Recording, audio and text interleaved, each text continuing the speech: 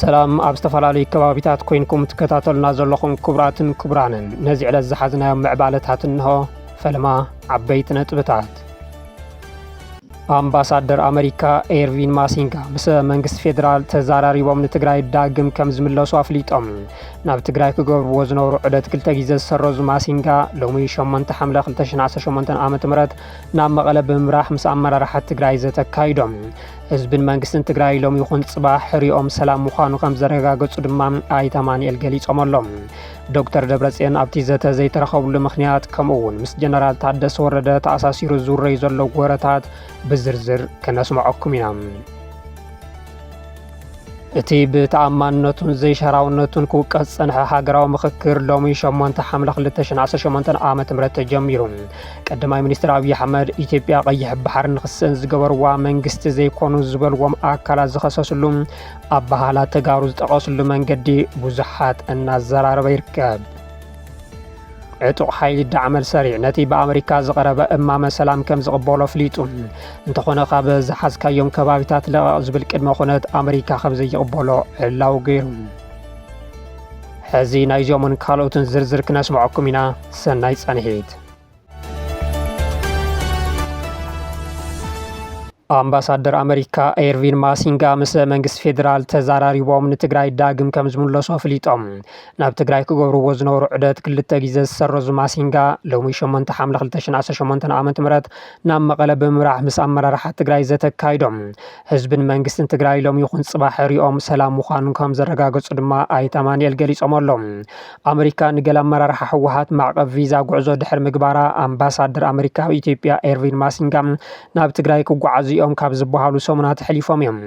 ምኽንያት ተደጋጋሚ ምስራዝቲ ጉዕዞ ዕላው መግለጽ እኳ እንተዘይተውሃቦም እቶም አምባሳደር ናብ መቐለ ተጓዒዞም ምስ መን ይዛተዩ ኣብ ዝብል ጉዳይ ኣፈላላይ ብምፍጣሩ ከም ዝኾነ ግና ብሓበሬታ ደረጃ ወፂኡ ብመንግስት ፌደራል ጽዕንቶ ከም ዘለዎም ዝንገረሎም አምባሳደር ማሲንጋ ንጀነራል ታደሰ ወረደ ረኺቦም ንምዝራም ዘለዎም ድልየት ብኣመራርሓ ህወሓት ተቐባልነት ከም ዘይረኸበ ይዝግለጽ ይኹን እምበር አምባሳደር ማሲንጋ ተሓስዮም ተጎስዮም ናብ መቐለ ምጓዓዞም ኣይተረፎምን ኣብ መንጎ ህወሓትን መንግስት ፌደራልን ዘሎ ፈላላይ እናገደደ ኸይዱ ሕዚ ኣብ ጫፍ ከም ዝበጽሐ ዝንገረሉ ዘሎ እዋን ማሲንጋ ናብ መቐለ ብምጓዓዝ ዝተለመደ ሽምግልና ገይሮም ከም ዝተመለሱ ይዝረበሎም ምስ ምክትል ኣቦ መንበር ህወሓትን ምክትል ፕሬዝዳንት መንግስት ትግራይ ኣይተ ማንኤል ኣሰፋ አምባሳደር ዶክተር አዲስ አለም ባሌማን ብምርኻብ ዝዘተዩ አምባሳደር ማሲንጋ ወጥሪ ንምህዳእን ንሰላማዊ ዝርብን በር ዝኸፍት ዘተ ከም ዘካየዱ ዕላው ገይሮም ኣሎም አምባሳደር ማሲንጋ ዘላቒ ሰላም ንምርጋጽ ማሕበረሰብ ዓለም ብመሪሕነት ሕብረት አፍሪካ ዝተኸተመ ውዕሊ ፕሪቶሪያ ሙሉእ ንሙሉእ ንኽፍጸምን ኣብ መንጎ ህወሓትን መንግስት ፌደራልን ዘሎ ወጥሪ ድማ ብሰላማውን ብፖለቲካውን ዘተ ንኽፍታሕ ዘኽእል ጥጡሕ ባይታ ንምፍጣር ምዃኑ ኣረጋጊጾም አምባሳደር ማሲንጋ ንዑደት ስራሕ ናብ ትግራይ ዝኣተውሉ ካሊእ ዕላማ ምስ ሰብኣዊ ሓገዝ ዝተኣሳሰረ ኮይኑ ኣሜሪካ ንወሳኒ ህይወት ዘድሕን እትቦ ደገፍ ብምዝታይ ተሓገዝቲ ካብ ህፁፅ ረድኤት ወፂኦም ዓርሰ ምርኮስኦም ንኽረጋገጽ ዕላማ ዝገበረ ምዃኑ ገሊጾም እቲ ዘተ ውፅኢታዊ ከም ዝነበረ እውን አምባሳደር ማሲንጋ ኣረጋጊጾም ኣይተ ማንኤል ኣሰፋ መንግስት ትግራይ ንውድብ ህወሓት ንሰላም ዘለዎም ቅርብነት ኩሉ ግዜ እናገለጹ ከም ዝመጹን ትማሊ ይኹን ሎሚ ሕርያ ህዝቢ ትግራይ ሰላም ምዃኑ ከም ዘረጋገጸሎም ብምግላጽ ዋላ እኳ እቶም ኣምባሳደር ብኣንደበቶም ተዘይገለጽዎ ብወገን ትግራይ ንሰላም ዘሎ ድልውነት ሒዞም ምስ መንግስት ፌደራል ተዛትዮም ኣብ ውሽጢ ሰሙን ናብ ትግራይ ከም ዝምለሱ ተዛሪቦም ኩሉ ገሊጾም ንሕና ኩሉ ጸገማት ብሰላም ንምፍታሕ ትማሊ እውን ሎሚ እውን ጽባሕ እውን ሬዲ ኢና ምክንያቱ ህዝቢ ትግራይ ጸገማት ብሰላማዊ መንገዲ ንምፍታሕ ምንም ነገር የድልን ሬዲ ኢና ቅሩባት ኢና ዝብል መልሲ ኢና ሂብናዮም ዘለና ስለዚ እነዚህ ስዒቡ ኣብ ቀረባ ግዜ ክምለሱ እዮም ኣብ ውሽጢ ሰሙን ናብዚ ክምለሱ እዮም ምስ ዑደት አምባሳደር አሜሪካ ተኣሳሲሩ ክልተ ዛዕባታት መዘራረቡ ኮይኖም ውዒሎም ኣለው ጉዳይ ዶክተር ደብረጽዮን ገብረ ሚካኤልን ጀነራል ታደሰ ወረደን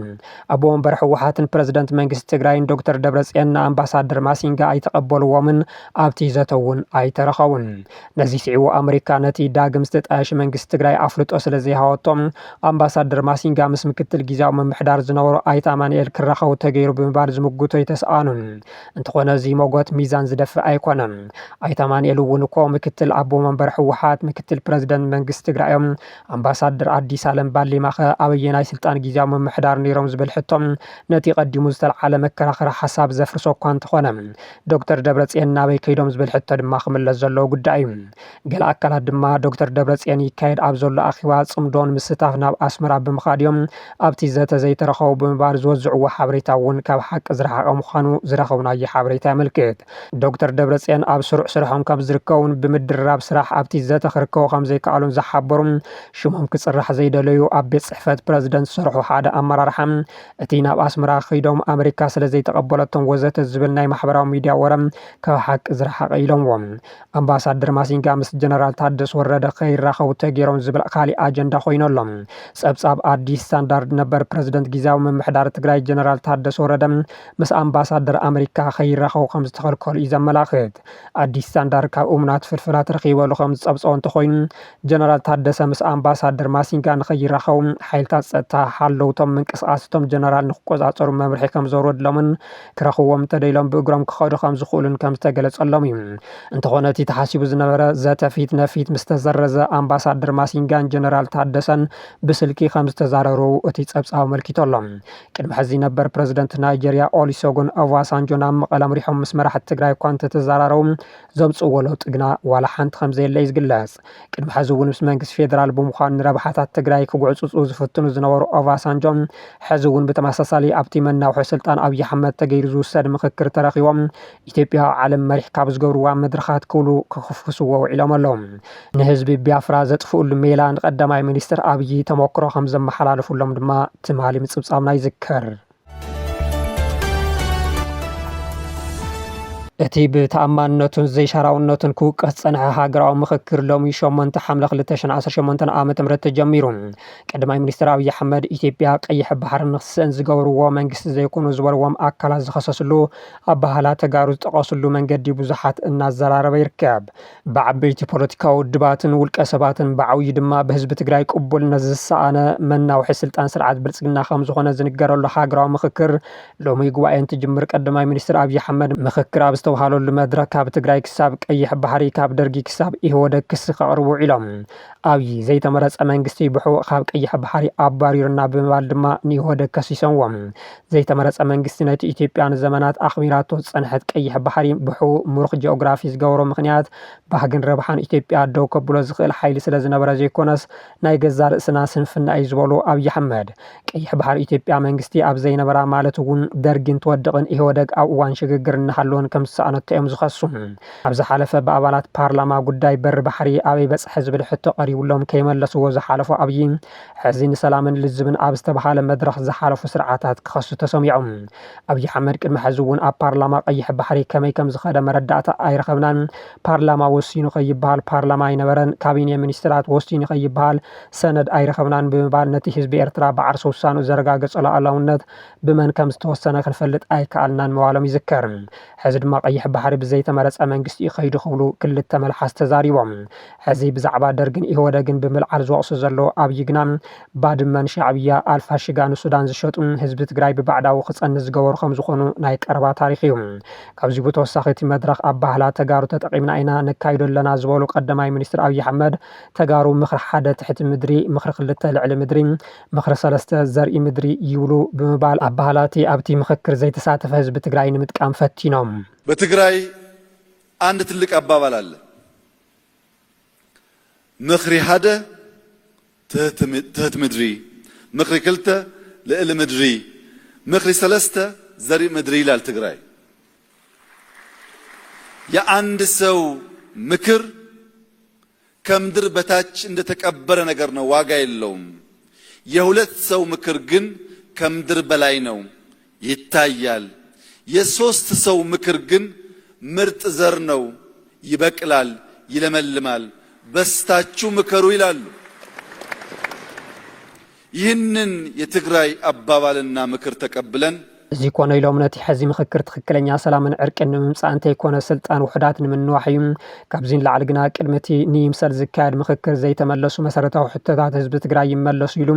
ኣብ መድረክ ንዘይምስታፍ ንዝወሰነ ህዝቢ ትግራይ ናቱ ኣባህላ ተጠቂምና ኢና ኣብዚ 4,000 ኣኪምና ንማኸር ዘለና ዝብል ካብ ስላቅ ዝዛለለ ካሊእ ትርጉም ክህልዎ ኣይኽእልን ዝብሉ ብዙሓት እዮም።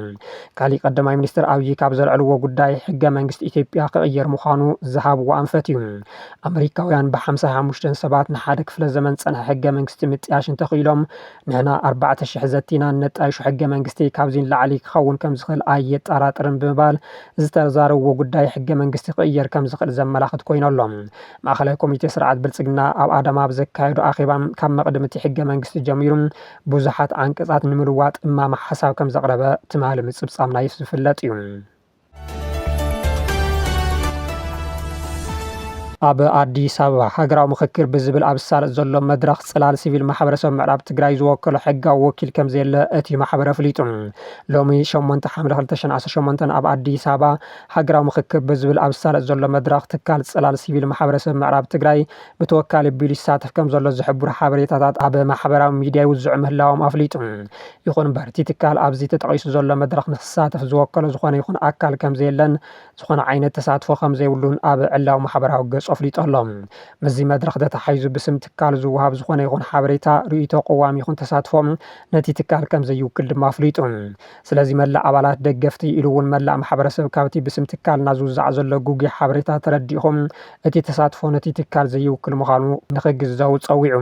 ብስርዓት ብልጽግና ዝወገኑ ተጋሩ ኣብቲ መድረክ ምክክር ትግራይ ተሳተፍ ከም ዘላ ብምሳል ሓበሬታ እናወዝዑ ይርከቡ። ኣብ ሃገራዊ ምክክር 170 ደቂ ትግራይ ንሳተፍ ኣለና ካብ ውድባት ትንሳኤ ሰብዓ እንደርታ ትንሳኤ ቃንጫ ሓቂ ራያ ራዩማ ወለዶ ስምረት ባይቶና ተወከልቲ ኢሮብ ጽላል ምዕራብ ውናት ፍሉጣት ተጋሩ ብምባል ሓደ አክቲቪስት ሓበሬታ ምውዝዕ ስዒቡ እዩ። ጽላል ሲቪል ማሕበረሰብ ምዕራብ ትግራይ ነዚ መግለጺ ንኸውፅእ ዝተገደደ ከምኡ እውን ካብ መቐለ ተፈንጭሉ ኣብ ኣዲስ ኣበባ ዝርከብ ብእኒ ዶክተር ደጀን ዝምራሕ ውናት ኣብቲ መድረክ ይሳተፍ ከም ዘሎ ተገይሩ ዝቐረበሉ መንገዲ ጌጋ ምዃኑ ዶክተር ደጀን መዝገቦ ገሊፆም ኣሎም። ውድብና ኣብ ኮሚሽን ምክክር ኢትዮጵያ ተሳቲፉ ዝብል መሰረት ዘይብሉ ሕሰት እዩ ብምባል እውን ነፂጎምዎ ኣሎም። ኣብቲ መድረክ ዝሳተፉ ዘለዉ ተጋሩ ብስርዓት ብልጽግና ዝተወደቡ መሳሰይቲ ኣጀንዳ እቲ ስርዓት ዝኾኑ ጥራሕ ከም ዝኾኑ እውን እናተገለጸ ይርከብ። ቢሮ ጉዳያት ኮሙኒኬሽን ትግራይ ካብ መፈለምትኡ ኣብ ዝተገለለትሉን ተቐባልነት ዘይብሉን መድረክ ምክክር ኣይትሳተፍን ብዝብል ኣብ ዘውፅኦ መግለጺ ኣብዚ ናይ ምሰል መድረክ እዚ ብስም ትግርኛ ተዛራቢ ዝሳተፍ ኣባል ወይ ደጋፊ ብልጽግና እንተኾይኑ እምበር ብውክልና ህዝብን መንግስትን ትግራይ ዝሳተፍ ዝኾነ ኣካል ከም ዘየለ ክፍለጥ ይግባእ ምባሉ ይዝከር። ዕጡቕ ሓይሊ ዳዕመል ሰሪዕ ነቲ ብኣሜሪካ ዝቐረበ እማመ ሰላም ከም ዝቕበሎ ኣፍሊጡ እንተኾነ ካብ ዝሓዝካዮ ከተማታት ልቐቕ ዝብል ቅድመ ኩነት ኣሜሪካ ከም ዘይቕበሎ ዕላው ገይሩ ሓይልታት ቅልጡፍ ደገፍ ሱዳን ነቲ ብላዕለዋይ ኣማኻሪ ጉዳያት ዓረብን ኣፍሪካን ኣሜሪካ ማሳድ ቦለስ ዝቐረበ እማመ ሰላም ምላሽ ዝሃበ ኮይኑ ፖለቲካ ፍታሕ ዝግበረሉ ቅድመ ኩነት ማለት እውን ካብ ዝቆፃፀሮም ግዝኣታት ንምውፃእ ዝቐረበ ጠለባት ነፂግዎም እቲ ንእስ ወተሃደራዊ ጉጅለ ነቲ መልሲ ዝሃበ ዋሽንግተን ንልዕሊ 3 ዓመታት ፀንሐ ኩናት ንምቁራፅ ተኽሲ ደው ንምባል ክሰርሕ ኣብ እትፍትነሉ ዘላ እዋን እዩ። ብጀነራል ዓብዱልፈታሕ አልቡርሃን ዝምራሕ ሰራዊት ሱዳን እውን 5 ሐምለ ንእማመ ሰላም ኣሜሪካ መልሲ ምሃቡ ይፍለጥ። ሓደ መራሒ RSF ንሱዳን ትሪቡን ኣብ ዝሃቦ ሓበሬታ እቲ ኣሜሪካ ዘቕረበቶ እማመ ምስ ፀጥታዊ ምድላዋት ዳግመ ውደባ ትካላት መንግስቲ መሰጋገሪ ፍትሒ ከምኡ እውን ናብ መሰጋገሪ መንግስቲ ዝምራሕ ፖለቲካዊ ዘተ ዝተኣሳሰረ ፓኬጅ ቅድመ ኩነታት ዘጠቓለለ እዩ። ቦለስ ዘተ ገና ይቕፅል ከም ዘሎን ብዙሓት ንዋታዊ ጉዳያት ገና ተቐባልነት ከም ዘይረኸቡን ወይ ድማ በቶም ተዋጋእቲ ወገናት ብግልፂ ከም ዘይተነፀጉን ኣስሚሮምሉ እዮም። ዝኾነ ወግዓዊ ስምምዕ ብወግዒ ከም ዝግለጽ ብምሕባር ህዝባዊ ግምታት ወይ ፀገማት ዝፈትሑ ንምምሳል ዝዓለመ ዝተፈተኑ ሰነዳት ወግዓዊ ወይ ሓጋዚ ከም ዘይኮኑ ኣጠንቂቖም ብመሰረት እቲ ልኡኽ ኣሜሪካ ቀንዲ ትኹረት ኣብ ምምችቻው ዕቱብ ንሃናፃኝ ዘተ ኮይኑ ይቕፅል ኣሎ ብምባል ዋሽንግተን ምስ ውጥን ኩለ መዳዊ ዘላቐ ሰላምን ፖለቲካዊ ምስጋርን ኣብ ሱዳን ሰብኣዊ ዕርቂ ንምምፃእ ቆሪፃ ከም ዘላ ደጊሞም ኣረጋጊፆም። እቲ ንፈለማ እዋን ብቦለስ ኣብ ወርሒ ሰነ ዝቐረበ እማመ ን9 መዓልታት ዝፀንሐ ሰብኣዊ ዕርቂ ፖለቲካዊ መስርሕ ኩለ መዳዊ ተኽሲ ደው ምባል ምጅማር ዳግመ ህንፀትን ዝጠልብ እዩ። ሓደ ስሙ ክግለጽ ዘይደለየ በዓል ስልጣን RSF እቲ ጉጅለ ኣብ ዳርፉር ኮርዳፋን ኤዳማዚን ኣኽራናት ኑባ ኣብ ትሕቲ ቁፅፅር ሕቡራት ሃገራት ንምግባር ንምችቻው ቅድመ ኩነት ዘይብሉ ናይ 3 ዋርሕ ዕርቂ ከም ዝተስማዕመዐ ገሊጹ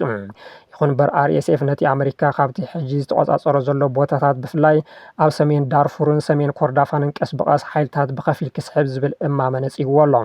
እቲ ጉጅለ እዞም ከባቢታት ንወተሃደራዊ መኽስብ ዝውክሉ ምዃኖምን መጻኢ ምድላዋት ድማ ነቲ ኣብ ባይታ ዘሎ ህልው ኩነታት ከንጸባርቕ ከም ዘሎን ይገልጽ። መንግስቲ ሱዳን ግና ነቲ እማመ ብምቕባል እንተኾነ ምስ ቅድመ ኩነት ከም ዝኾነ ይገሊጹ። እዚ ድማ ዳዕመል ስሪዕ ካብ ዝተቆጻጸሮም ከባቢታት ንኽወፅእ ዕጥቂ ንኽፈትሕ ንኽብተንን